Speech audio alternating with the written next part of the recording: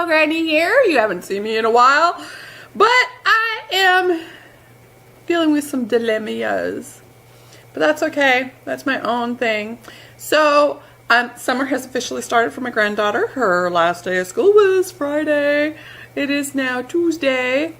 And she's not playing with me anymore.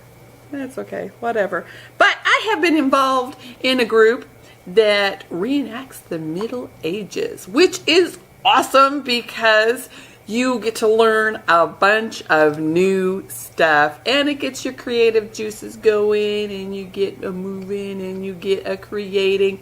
The only thing is I have been stuck here in Mississippi forever, it seems. I mean, I've been going to the functions and they've been awesome. I've done some camping, which has been really fun. And, you know, getting to dress up, which is really fun. And making lots of medieval costumes, which has been really fun. And woodworking and, you know, everything. But I am in Mississippi still. And I don't know if I'm going to make it the rest of the year. Okay, I went to Utah, but that was only for not even a week. And it wasn't for a good reason. There was a death in my family, so I went to the funeral. I did get to see a good friend of mine. And I may say probably my only BFF in the whole wide world. And so it was great to spend time with her and her family and help her with some stuff that they were doing. And I miss her tremendously and would love to go back.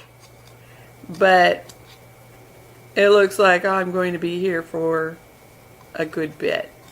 And I'm bored. And I hate my house. And as you can see in the background over there, you don't even get to see all of it. So I have been, you know, stuff is encroaching upon me and is starting to smother me. And I can't stand it. But I am OCD and I'm in one of those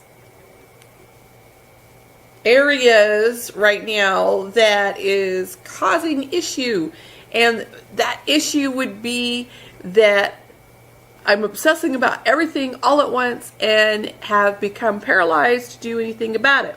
I walk into a room to do something about it and just get overwhelmed and have to turn around and walk out. I'm averaging about 4 to 5 panic attacks a day right now, and actually has started considering going back on the drugs, which basically turns me into a zombie. But it's a zombie that doesn't care about what's going on around them. So it makes you gain more weight, which I haven't lost the weight from the last round of mind-altering drugs that the psychologist feels works. So I'm not depressed. I'm frustrated. I am not bipolar. I just hold everything in until I can't hold it in anymore, which is also a symptom of being OCD. But see, this is where my OCD has gotten me, okay? I can't stay in hotel rooms anymore. Every time I eat out, I know they've spit in my food. And so that makes me sick, which is okay because you really shouldn't be eating out as much. But I just know it's happening. And you know, it takes a lot to get me past that whole they've spit in my food thing. And, you know, think about something else because you know they spit in your food. And I'm like nice to these people, and I'm like overly nice because I don't want them to spit in my food, but you know they spit in your food. So yeah, there's that. And then there's the whole sharing my bathroom thing right now because I'm the only woman in my household and I just know, you know, that wrong things are going on in the bathroom. And so I'm having difficulties with that. Not to mention the fact that I also have difficulties with our water that we have here. So that's creating its own big problem, you know. And then let's talk about my OCD about my kitchen. I'm washing clean dishes before I use them because I don't trust the person who washed them before, you know. And every time I walk in there, it's a major aggravation and I walk out upset. So, yeah, I'm just a whole ball of mess right now. And I decided I was going to, you know, say a little bit more. I've broached the subject a couple times before, but this is getting really, really bad. Really bad. So, yes, I've been becoming extremely productive. Productive. New word. Productive. No, it's not new. But anyway. So, I've been doing a lot and producing a lot of stuff because when I'm painting or I'm creating or I'm sewing or whatever, I am not thinking about anything else. All that is the only thing I can do that, you know, focuses my mind and leaves all that other stuff alone. But the thing of it is, you know, it creates problems too, because what do you do with the stuff you just created?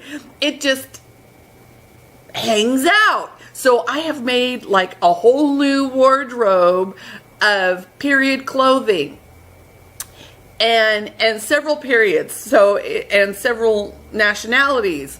So what do you do with that? I have no closet space for my own clothes, let alone for the period clothes that I've just done. So those are hanging up on an armoire that I have, which, you know, I'm short, so everything's within my eyesight, and it just balloons out, and it looks like it's about to bury me, and that drives me nuts. So, yeah. I need help, I guess. Anyway, so, yeah, that's where I'm sitting. We're working on getting the gypsy wagon together and going. I'm getting bits and pieces, and my husband's working on the raising of it because it's too short. We raised it up already, but it didn't go high enough. So we're having to raise it up more. We're also trying to get our house put back together, which involves getting the back room taken care of. And so I can't get in there and do anything to that until certain other things are done. And I have to wait for my husband to do that. But he works, so, you know, I'm waiting and waiting and waiting and waiting. But he'll get that done. Well, along with everything else. We're not going to go into that because that brings on a whole nother OCD issue. And you guys don't need to know everything, or do ya? No. All right. So I won't tell you everything. But anyway, that's where we're sitting, and I am on hold, and that never works for me. But eventually maybe we can get it taken care of, and I can get some of my surfaces back, because I don't like anything on my surfaces. And I'll tell you, if I can't get something done soon, there might be this mysterious fire that just burns all of my stuff and leaves the house clean, called bonfire in the back of the house. Well, not in the house, outside, with all my stuff on top of it, and everybody else's, just to get rid of it, and it doesn't come back. If it's burnt, it doesn't come back, right? So, yeah. Anyway, yeah. So, this is the nutty boho granny that's getting ready to sign off. If you like what you see, please subscribe below and leave me a comment and let me know what you like, what you don't like, what you'd like to see, what you haven't seen and wish you could see, and if there's anything of the past projects that need more explanation. And I will do that to the best of my ability. What else? Oh, share. Share. If you know somebody that likes the stuff that we do, or would like to, you know, just have a sneak peek of what we're doing, please share, and that way they can know. And if you want to follow me more, you can do so at the Boho Granny on Facebook. So that would be www.facebook.thebohogranny. Oh wait, facebook.com/the Boho Granny. Yes. Or you can follow me on Twitter at the Boho Granny, although I really don't tweet that much anymore. I should get back into that. But if you would like to write a snail mail, we love getting snail mail. You can write the Boho Granny or the Boho Baby, care of Alissa DeAmonti, which is myself, at P.O. Box 24, Edwards, Mississippi, 39066. And if you include a self-addressed stamped envelope, we will write you back. It might take a little bit, but you will get it. So, until then, my friends, this is Boho Granny signing off, and I hope to see you down the road.